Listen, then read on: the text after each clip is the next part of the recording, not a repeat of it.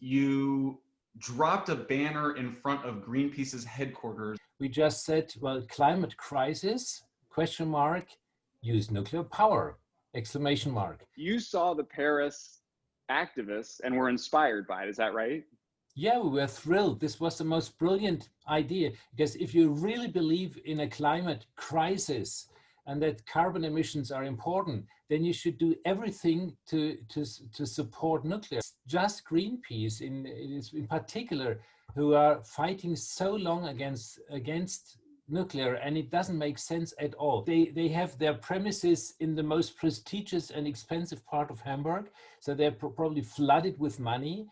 And it looks quite nice. And do they have, so Greenpeace has nice swanky headquarters in Hamburg, Germany. Yeah. Really nice, yeah. It is. So it's very prestigious building and really nice. And just one guy dropped out and tried to throw away that banner. But you tried to grab the banner? Yeah. What? What happened then? Did you guys? Well, I was in my ice bear costume and I really grabbed him and said, well, please, this is not what you're gonna do now. Oh my God. And we will, and he said in yellow, but yeah, I'll call the police. And I said, well, feel free. So we're not doing anything illegal. Did he just come out of the office and was like, I'm gonna take the banner down, or what happened? Yeah. I grabbed him and with his hands and said, well, you don't do this. And through my polar bear costume. And he got, of course. Well, that might be one of the craziest stories to come out of the pro-nuclear movement. And yeah, so what's it been like to organize all this? Well, it's very satisfying because the more we do, the more we see articles in the mainstream media on nuclear energy in abroad and here, and they report on our activities.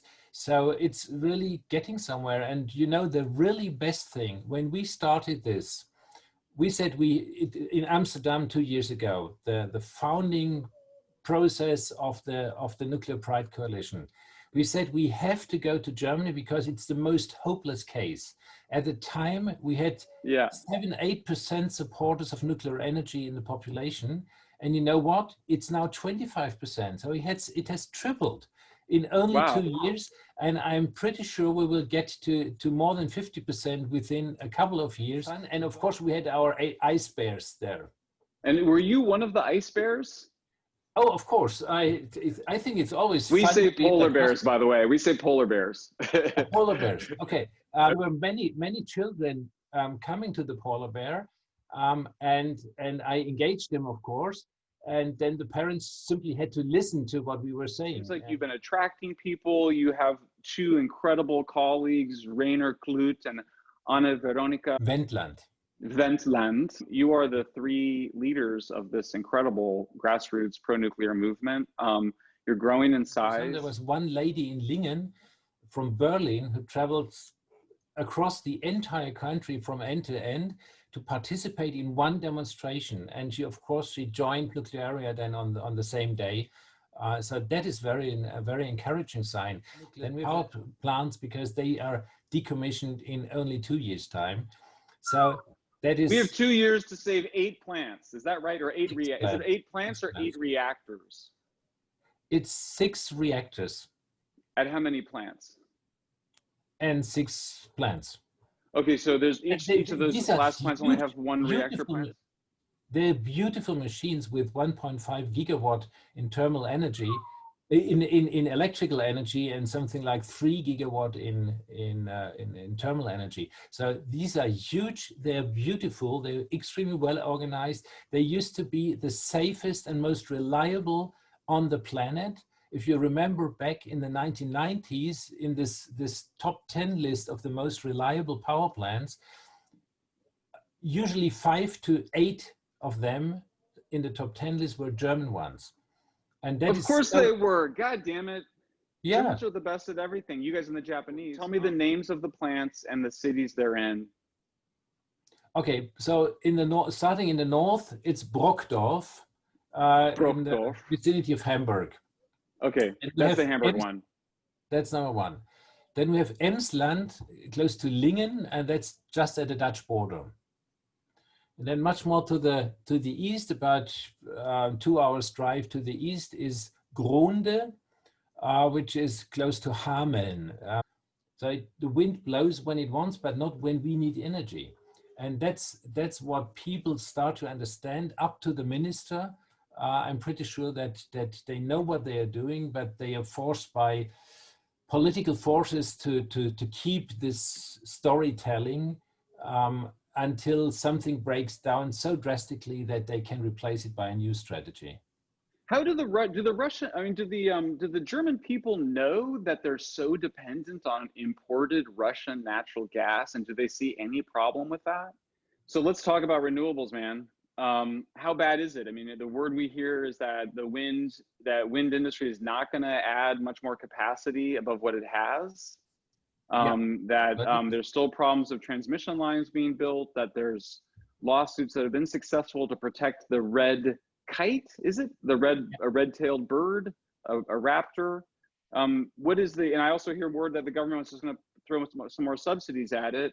And meanwhile, you're just becoming incredibly dependent on Russian natural gas, and there's really no two ways about it. You're just importing huge quantities of gas, and that it's kind of a trade-off between, since you can't expand renewables, between gas and coal. Do I have that right, or am I missing something in the story? No, that's the point. You know, in the political target is to have 65% of renewable energy in Germany by 2030. Apart from the fact that they don't calculate well, so they take this as just as an average, where we today already export large parts of the excess energy that we have and import nuclear and coal energy, but nobody cares about this in this statistics. So the 65% is a pure lie, but take it for granted for 1 second. Then we are now at 40%, so we know what we have to build in wind and solar energy if we want to achieve that target. But the anti-wind movement has been tremendously successful to explain to people why it's not a NIMBY thing to be against a windmill, but that wind power simply is useless in an energetic sense. The thing is, with our nuclear phase out combined with coal phase out, the dependence will increase only. And so, and even the amounts, you know, what I find the most disturbing in all this story is that we have a target, a political target, to reduce CO2 emissions by 2050 by 80%, and the new Fed is by 95%. But a strategy with solar and wind energy plus gas is totally incompatible with that target. So the only way I see where we could get there or close to 80% and not speaking about 95 or 100% carbon free is nuclear energy. And the renewables misinformation has misled people into believing, which is that solar and wind can be relied on in some way. Yeah. And so in reality, it's what you're saying is, look, if it's not going to be nuclear, then it's going to be coal and or gas. And the trade-off is, if you do more coal, you're going to get more carbon emissions and air pollution. If you do more gas, you're going to be even more of Putin's lapdog, basically. That's the problem, right? So you've got a fundamental trade-off. And I don't know that the German people fully understand that, because they've drank the Kool-Aid on renewables. Seems like we're a movement. And they were like, it's because we are. It is a movement. Yeah, we are. We're still small, and we know that we're small, but it feels like we have some sense in which we're going to grow. We're going to become more successful as countries realize what we've all realized, which is that you can't reduce carbon emissions with just solar and wind, and you can't run a reliable economy on solar and wind. To stand up there and and tell the people in my speech, I'm always going back to this, that this is a global movement and that people are standing up everywhere on 6 continents, in 35 countries or so, on that same time. I'm sure we are a global movement. We are thousands, and we are getting more by the day. I do think we are going to save California's last nuclear plant, Diablo Canyon. And I've always thought that. I've never known how. I've always said, people think, well, if you don't know how we're going to save it, then how can you think we're going to save it? And I'm like, I don't know. I just do. I feel that way. I've always felt that way. And part of me goes, man, if we can save California's plants, it's like Germany are just such two twins, as it would be in terms of our ideology and the culture of anti-nuclear. We're doing it because we think there's some shot at it. And also I think because we want to do it, even if we think we might lose, we still would do it. We would do it we will not have any regrets if we lose. But to demolish something that works perfectly fine is just a crime against the economy and against everything that we cherish.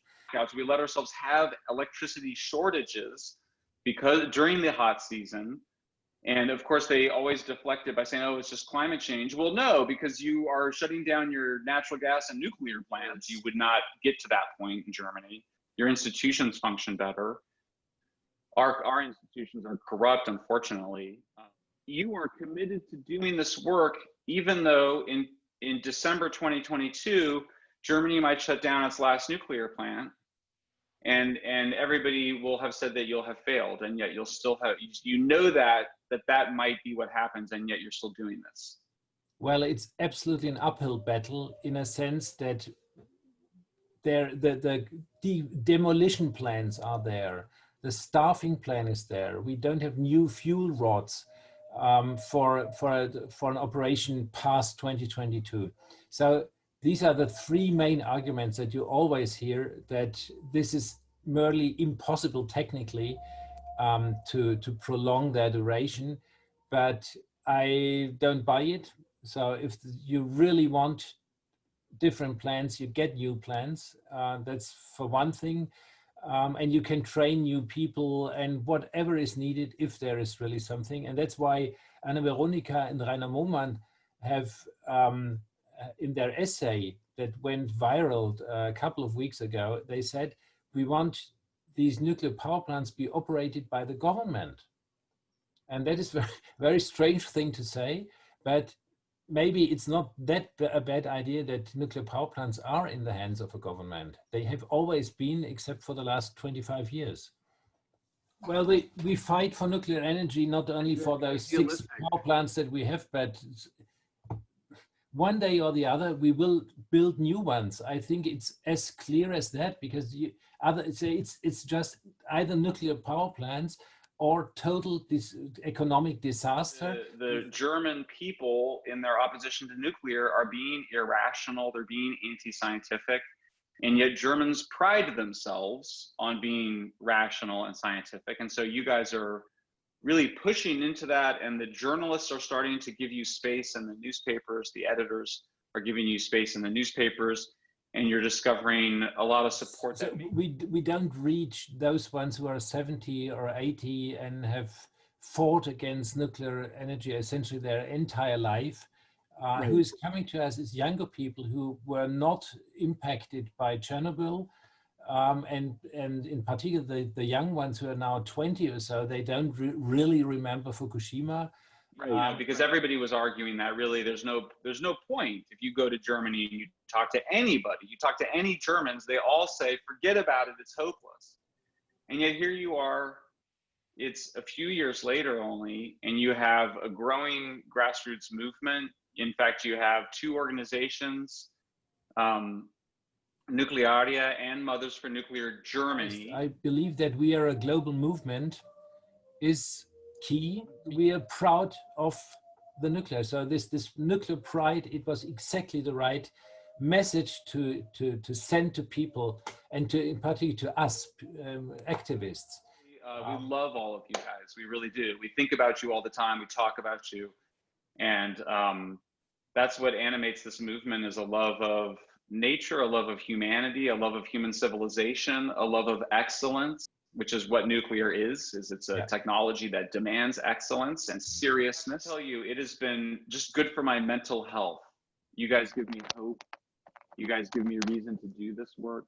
God, I'm getting all emotional. You know how I can help? We're really proud of you, what you guys are doing. You guys give the world hope. I mean, really, truly, the whole global pro-nuclear movement. The fact that you exist and are doing amazing stuff, like dropping a banner in front of Greenpeace, you know, it puts pressure on everybody to continue to get, let's get, you know, and I think the protests in Paris against Greenpeace inspired you guys, and it's like, okay, who's gonna do the next big thing? You saw Zion Lights, they took a swim in front of Sizewell. That was pretty cool. The pandemic has made people more creative, and it's made us, I think, more serious and more demanding of the change that we want to make. I'm really touched. I didn't know that we are that important for the world.